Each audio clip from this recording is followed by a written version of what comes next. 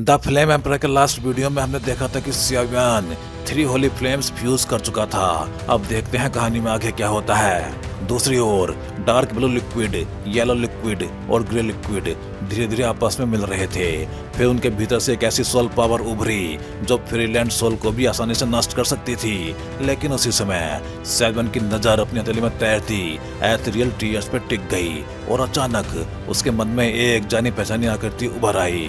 मूइंग, उसकी मुस्कान, उसकी नाराजगी, उसकी हंसी, उसका हर भाव सेवन के दिल में घूमने लगा।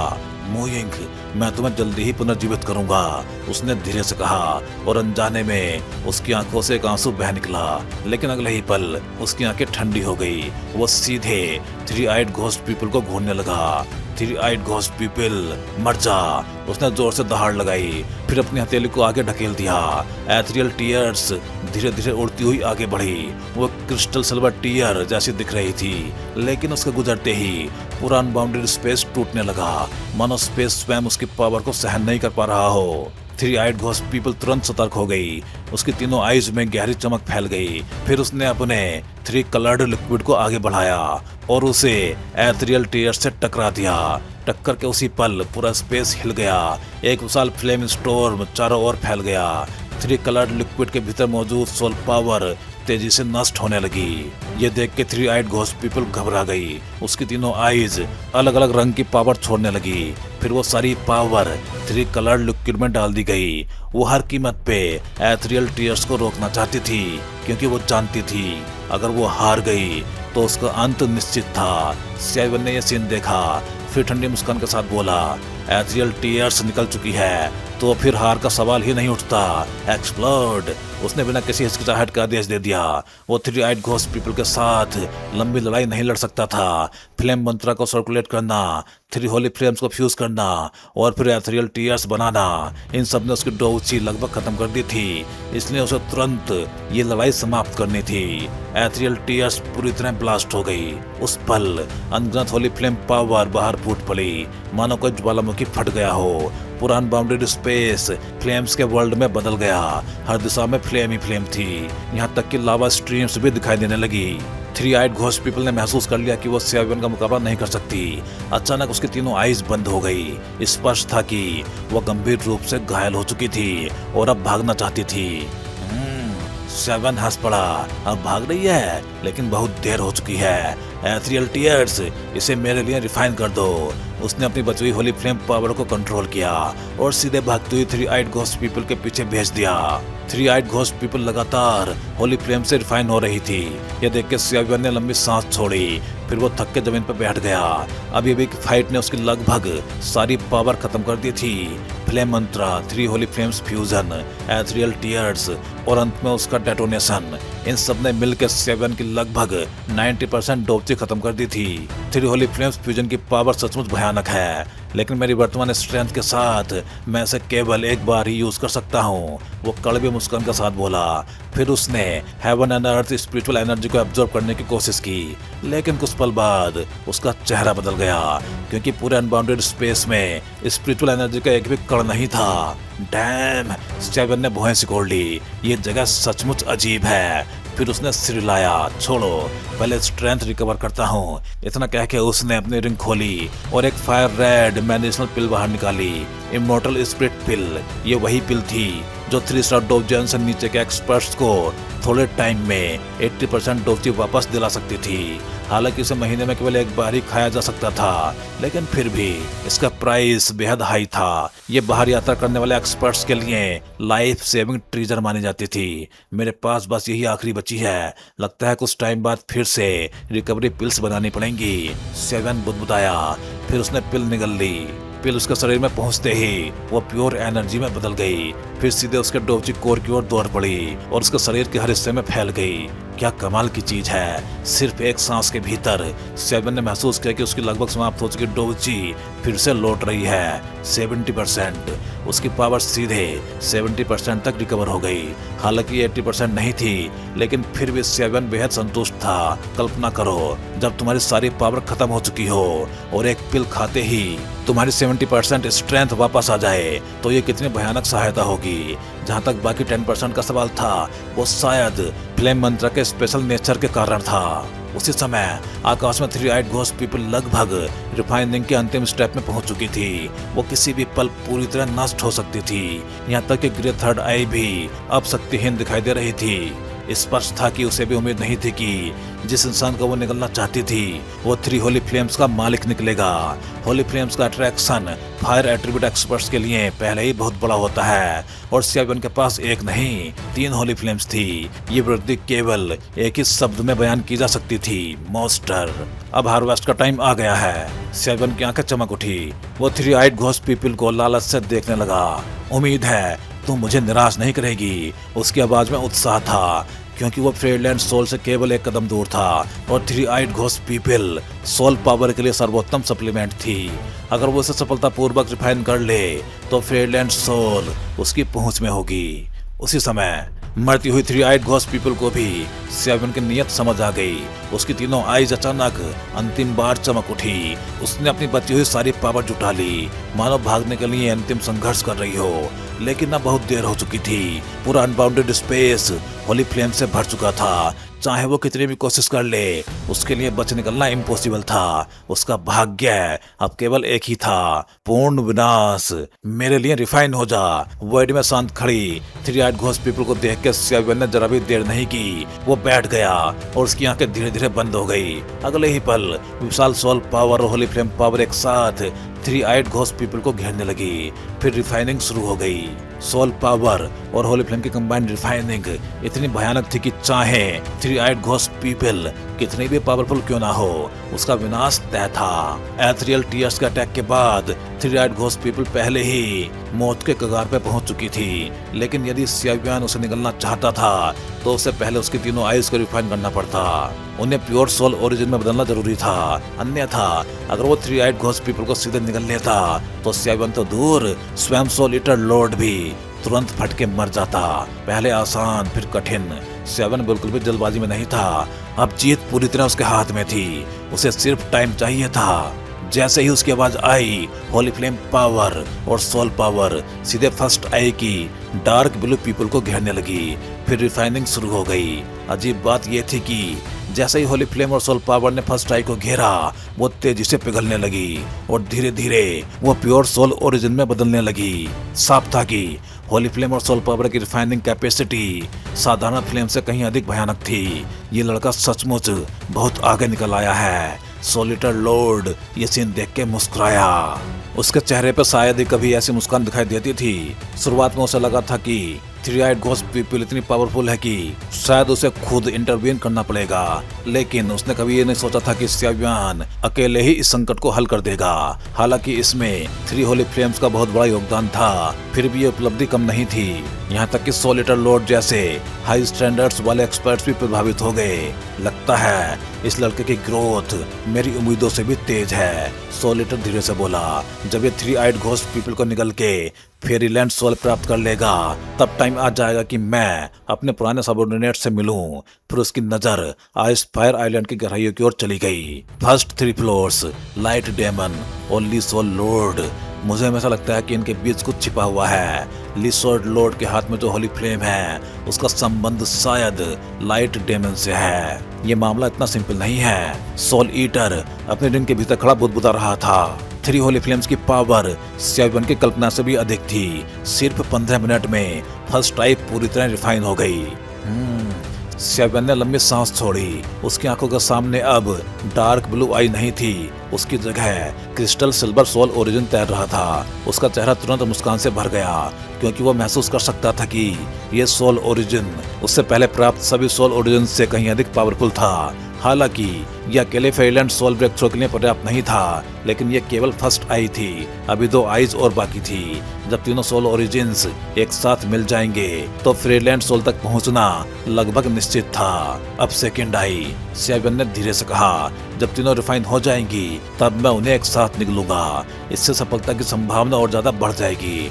इतना कह के उसने सेकंड आई की ओर ध्यान केंद्रित किया उसी समय सेकंड आई को भी महसूस हो गया कि फर्स्ट आई पूरी तरह रिफाइन हो चुकी है। उसकी येलो पीपल में डर दिखाई देने लगा। वो भागना चाहती थी लेकिन अब बहुत देर हो चुकी थी। होली फ्लेम पहले ही उसे घेर चुकी थी और धीरे धीरे उसकी रिफाइनिंग शुरू हो गई। अगर थ्री आइड घोस्ट पीपल अपनी पीक कंडीशन में होती तो लगभग अजय मानी जाती, लेकिन इस समय सेवन के होली फ्लेम्स के सामने वो केवल एक शिकार बनकर रह गई थी। आइस फायर आइलैंड के बाहर साउथ विलेज का अल्टर अचानक कई फिगर्स बाहर फेंक दिए गए। वो थे यूई फेंग, ली स्नेक, लिu चिंग, यू जियाओ और बाकी सभी। कुछ देर बाद बेहोश पड़े लोग धीरे धीरे होश में आने लगे। क्या हुआ? यू जियाओ सबसे पहले जागी। उसने चारों ओर देखा, फिर तुरंत उसकी नजर यूई फेंग पे पड़ी। उसका चेहरा भारी था, ली स्नेक की आंखें लाल थी, लिu चिंग बेहद कमजोर दिखाई दे रही थी और सबसे महत्वपूर्ण बात, सेवन गायब था। उसका दिल धड़क उठा। सेकंड अंकल, सेवन कहाँ है? उसने घबरा के पूछा। उसे तुरंत समझ आ गया कि कुछ बहुत बड़ा हुआ है। कैप्टन यू, अचानक ली स्नेक आगे बढ़ा। उसकी आंखों में खून उतर आया था। मैं वापस जाऊंगा, मैं सेवन को बचाऊंगा। यूई फेंग ने सिर झुका लिया। बास्टर्ड, वो बुदबुदाया, फिर बोला, इस मिशन में हम पहले ही बहुत नुकसान उठा चुके हैं। पहले डोंगजोउ चलते हैं और लिu चिंग तथा यू जियाओ को सुरक्षित पहुंचाते हैं। लेकिन ली स्नेक ने मुट्ठियां भींच ली। Captain, three eyed ghost people बहुत ज्यादा पावरफुल है। सेवन मर जाएगा। मैं कोई ग्रेट आदमी नहीं हूँ, लेकिन अपने साथी को छोड़ के भागना, मैं ये नहीं कर सकता। यूई फेंग कुछ पल चुप रहा, फिर अचानक खड़ा हो गया। मुझे पता है, लैंड मंकी, सुयू, तुम दोनों मेरे साथ चलो। हम सेवन को बचाने वापस जाएंगे। फिर उसने ली स्नेक की ओर देखा। तुम यहाँ पे रहो, लिu चिंग और यू जियाओ की रक्षा करो। चलो। इतना कह के यूई फेंग, सुयू और लैंड मंकी सीधे ऑल्टर के सेंटर की ओर दौड़ पड़े। वही आइस फायर आइलैंड का एंट्रेंस था, लेकिन जैसे ही वो एंट्रेंस के पास पहुंचे, एक भयानक रिपल्सिव फोर्स फूट पड़ी और तीनों को सीधे उड़ा दिया। तीनों दूर जाके गिरे। यूई फेंग के मुंह से ब्लड निकल पड़ा। स्पष्ट था कि थ्री आइड घोस्ट पीपल के साथ हुई फाइट में उसे पहले ही इंटरनल इंजरीज हो चुकी थी। Captain, second uncle, Yu Jiao और ली स्नेक तुरंत उनकी ओर दौड़े। कुछ देर बाद यूई फेंग कठिनाई से उठ बैठा। उसने अपने हाथ पे लगे खून को पोंछा, फिर धीमी आवाज में बोला, आइस फायर आइलैंड का एंट्रेंस अब मौजूद नहीं है, हम अंदर नहीं जा सकते। ये सुनकर ली स्नेक ने अपनी मुट्ठियां कस ली, लेकिन सेवन, उसकी आवाज कांप गई। यूई फेंग कुछ देर चुप रहा, फिर बोला, सेवन का चिंग फैमिली से अच्छा संबंध है। घोस्ट किंग सिटी में किसी को भेजो, उनसे संपर्क करो। साथ ही फैमिली एक्सपर्ट्स को आइस फायर आइलैंड के बाहर तैनात करो। अगर सेवन जिंदा बाहर निकले तो तुरंत हमें खबर मिलनी चाहिए। उसकी आंखें गंभीर हो गई। फिर उसने कहा, और कमीशन वाली बात भी फैमिली को बतानी होगी। अगर सेवन जिंदा लौट आया तो वो जीवन भर यू फैमिली का मित्र रहेगा। ली स्नेक ने धीरे से सिर हिलाया। जी कैप्टन, अब वो इससे अधिक कुछ नहीं कर सकते थे। यूई फेंग ने लास्ट बार आइस फायर आइलैंड की ओर देखा। उसकी आंखों में पछतावा था। डोंगजोउ कंपटीशन में अभी 2 साल बाकी हैं। चलो डोंगजोउ चलते हैं। इसके बाद सब लोग वहां से रवाना हो गए। जहां तक लुयन की बात थी, वो बाहर निकलते ही चुपचाप गायब हो गई। 1 महीने बाद आइस फायर आइलैंड के भीतर सेवन ने धीरे से सांस छोड़ी, फिर अपनी आंखें खोली। थ्री आइड घोस्ट पीपल सचमुच अपने नाम के योग्य है। केवल उसकी तीनों आइस को रिफाइन करने में ही मुझे पूरा 1 महीना लग गया। उसकी आवाज में थकान थी, लेकिन उत्साह भी था। अब उसका ऑरा पूरी तरह बदल चुका था। उसकी स्ट्रेंथ सीधे 1 स्टार डोजियन इनिशियल स्टेज की पीक तक पहुंच चुकी थी और उसके सामने हथेली के आकार का क्रिस्टल सिल्वर एनर्जी क्लस्टर तैर रहा था। वो कोई साधारण चीज नहीं थी। वो थ्री आइड घोस्ट पीपल की तीनों आई से निकाली गई सबसे प्योर सोल ओरिजिन थी। सेवन की आंखें गर्म हो उठी। उसने उस एनर्जी क्लस्टर को ध्यान से देखा, फिर धीरे से बोला, अब हार्वेस्ट का टाइम आ गया है। फेरीलैंड सोल तक पहुंच पाऊंगा या नहीं, सब कुछ इसी पर डिपेंड है। तुम्हारा ओरा इस समय अनस्टेबल है। सोलिटर लॉर्ड ने सेवन के हाथ में मौजूद चमकदार सोल सोर्स को देखते हुए कहा, इस सोल सोर्स को निकलने से पहले तुम्हें अपना कल्टीवेशन ब्रेक थ्रू कर लेना चाहिए। ऐसा करोगे तो फेरीलैंड सोल तक पहुंचने की संभावना और ज्यादा बढ़ जाएगी। सेवन थोड़ा चौंक गया। उसने सोलिटर लॉर्ड की ओर देखा। क्या मतलब? सोलिटर हल्का सा मुस्कुराया। तुम पहले ही 1 स्टार डोजियन इनिशियल स्टेज की पीक तक पहुंच चुके हो। अब केवल एक कदम ही बाकी है, middle stage. Middle stage of 1 star डोजियन। सेवन की आंखें चमक उठी। उसने तुरंत अपनी बॉडी की जांच की और सचमुच उसे महसूस हुआ कि घोस्ट किंग सिटी से निकलने के बाद उसकी स्ट्रेंथ लगातार बढ़ती रही थी। फिर थ्री आइड घोस्ट पीपल के साथ हुई लाइफ एंड डेथ बैटल ने उसके रेल्म को पूरी तरह स्टेबल कर दिया।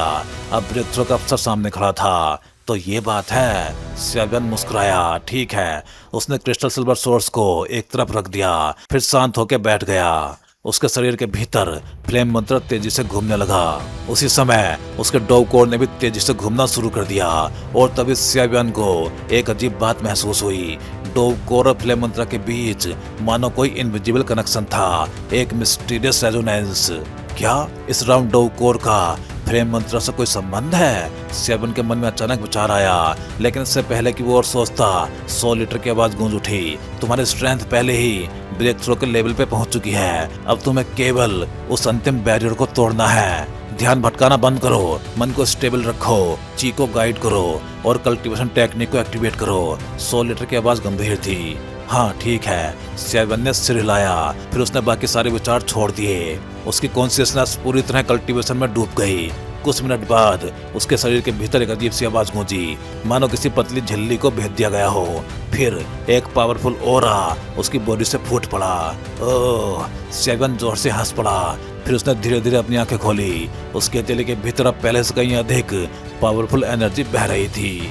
मिडिल स्टेज ऑफ 1 स्टार डोवजियन, उसने धीमी आवाज में कहा। अगर इनिशियल स्टेज में स्याबियन लेट 1 स्टार डोवजियन एक्सपर्ट से लड़ सकता था, तो अब स्थिति पूरी तरह बदल चुकी थी। वर्तमान स्याबियन 1 स्टार डोवजियन रेल में लगभग इनविंसिबल कहा जा सकता था। यहाँ तक कि होली फ्लेम का यूज किए बिना भी वो उसी रेल्म के अधिकांश एक्सपर्ट्स को आसानी से दबा सकता था। यही इनिशियल स्टेज और मिडिल स्टेज के बीच का विशाल अंतर था। बुरा नहीं है, सोल ईटर ने संतोष से सिर हिलाया। मिडिल स्टेज 1 स्टार डोवजियन और इतनी विशाल सोल सोर्स, अब फ्रीलैंड सोल तक पहुंचने की संभावना बहुत अधिक है। फिर वो मुस्कुराया। अगर तुम फेरीलैंड सोल प्राप्त कर लेते हो और बाद में सोल एब्जॉर्प्शन तथा सोल फोर्जिंग टेक्निक्स भी सीख लेते हो, तो डोंगजो कॉम्पिटिशन हो या 4 कॉन्टिनेंट्स कॉम्पिटिशन, तुम्हें कोई समस्या नहीं होगी। उसकी आवाज में गर्व था। जब मैं सोचता हूँ कि 100 लीटर लॉर्ड का डिसाइपल ली सोल डोमेन के अधीन किसी कॉन्टिनेंट कॉम्पिटिशन में चैंपियन बनेगा। 100 लीटर की हंसी थोड़ी दुष्ट हो गई। साफ था कि उसका ली सोल लॉर्ड से पुराना हिसाब था। यहाँ तक कि उसकी वर्तमान स्थिति का कारण भी किसी हद तक ली सोल लॉर्ड ही था। इसलिए उसके मन में हमेशा प्रतिस्पर्धा बनी रहती थी। अब स्याबियन ने उसे अनदेखा करते हुए कहा, समय आ गया है सोल सोर्स को डेवर करने का। उसने हाथ बढ़ाया और क्रिस्टल सिल्वर सोल सोर्स फिर उसके सामने आ गया। जैसे ही सोल सोर्स उसके सामने पहुंचा, स्याबियन को महसूस हुआ कि उसकी सोल पावर तेजी से रिकवर होने लगी। वास्तव में कमाल है। वो मुस्कुराया। थ्री आइड घोस्ट पीपल सचमुच सोल पावर का बेस्ट सप्लीमेंट है। उसने सोल सोर्स को हाथ में लिया और उसकी एनर्जी को महसूस करने लगा। थ्री आइड घोस्ट पीपल की फिजिकल कॉम्बैट एबिलिटी भले ही सीमित थी, लेकिन उसकी रियल पावर सोल पावर थी। वो फिजिकल अटैक नहीं कर सकती थी और फिजिकल अटैक झेल भी नहीं सकती थी, लेकिन उसकी सारी पावर केवल सोल अटैक्स में निहित थी। यही वजह थी कि उसकी सोल पावर इतनी भयानक थी। अगर इसकी soul strength human late stage 3 star डोवजियन के बराबर थी, तो उसका सोल रैल्म भी साधारण फेरीलैंड सोल नहीं हो सकती। स्याबियन ने मनी मन सोचा। फिर उसने धीरे से बुदबुदाया, fairyland soul, imaginary soul, divine wandering, spirit transformation. उसने फेरीलैंड सोल के 3 लेवल्स याद किए। हर लेवल फिर अर्ली, मिडिल और लेट स्टेज में बटा हुआ था। 4th grade immortal alchemist, imaginary soul early stage के बराबर, 5th grade middle stage, 6th grade late stage, और आगे भी यही क्रम चलता था। डिवाइन वेंडरिंग सोलिटर ये नाम सुनकर अचानक शांत हो गया। फिर धीरे से वही शब्द दोहराया, सीनियर। स्याबियन ने एक्साइटमेंट में पूछा, क्या आपका soul realm divine wandering level है? वो हमेशा से सोलिटर की वास्तविक पावर जानना चाहता था। सोलिटर हंस पड़ा, तुम लड़के भी फेरीलैंड सोल को क्या बच्चों का खेल समझते हो? वो डिवाइन सोल से ठीक नीचे का हाईएस्ट लेवल है। उसकी आवाज में गर्व था, लेकिन उसने अपना रैल्म नहीं बताया। साफ था कि वो अभी बताना नहीं चाहता था। ठीक है, उसने हाथ हिलाया, अब निकलना शुरू करो। हाँ, स्याबियन ने सिर हिलाया। अब उसने और सवाल नहीं पूछे। उसने गहरी सांस ली, फिर अपने मन को पूरी तरह स्थिर कर लिया और अगले ही पल क्रिस्टल सिल्वर सोल सोर्स को सीधे अपने सोल रैल्म में खींच लिया। सोल सोर्स के प्रवेश करते ही पूरा सोल रैल्म हिल गया। उस समय स्याबियन के सोल रैल्म में केवल 2 चीजें थी। पहली, उसका emperor realm great perfection soul stone, दूसरी अभी भी प्रवेश की हुई सोल सोर्स सोल स्टोन पूरी तरह सिल्वर कलर का था, लेकिन जैसे ही उसने सोल सोर्स को देखा उसमें डर उत्पन्न हो गया। डर किस बात का? स्याबियान हंस पड़ा। वैसे भी तुम दोनों को मर्ज होना ही है, उसने मजाक किया। वो जानता था कि सोल स्टोन उसकी वर्तमान emperor realm great perfection soul थी और सोल सोर्स फेरीलैंड सोल की कुंजी। अब दोनों को मिलना ही था। अब अगला स्टेप, स्याबियान ने गंभीर होकर कहा, स्पिरिट पैलेस का निर्माण। उसने आंखें बंद कर ली और सोल स्टोन की पावर को कंट्रोल करना शुरू किया। धीरे धीरे सोल रैम के भीतर एक विशाल पैलेस का आकार बनने लगा। स्पिरिट पैलेस यही फेरीलैंड सोल का प्रतीक था और सोल पावर का रियल निवास स्थान। स्पिरिट पैलेस बनने के बाद सोल पावर में क्वालिटेटिव चेंज आता था। फाइट के दौरान स्पिरिट पैलेस को समन करके दुश्मन की सोल पावर को दबाया जा सकता था और खुद की पावर कई गुना बढ़ाई जा सकती थी। इतना ही नहीं, स्पिरिट पैलेस में और भी अनगिनत रहस्य छिपे थे, जिनमें से कई को अभी तक ह्यूमन जाति पूरी तरह समझ नहीं पाई थी। इसीलिए फेरीलैंड सोल प्राप्त करने वाले एक्सपर्ट्स को हेवंस फेवर्ड चाइल्ड कहा जाता था। लेकिन फेरीलैंड सोल प्राप्त करने से पहले स्पिरिट पैलेस का प्रोटोटाइप बनाना अनिवार्य था। यही पहला कदम था और यही सबसे कठिन स्टेप भी। कुछ देर बाद एक हल्की आवाज गूंजी, फिर स्पिरिट पैलेस का बनता हुआ आकार टूट गया। पहला प्रयास असफल हो गया। तुमने सोल पावर का बैलेंस ठीक नहीं रखा, सोल ईटर तुरंत बोला। वो पूरे समय स्याबियान को ध्यान से देख रहा था। फिर से प्रयास करो। हाँ ठीक है, स्याबियान ने शांत आवाज में उत्तर दिया।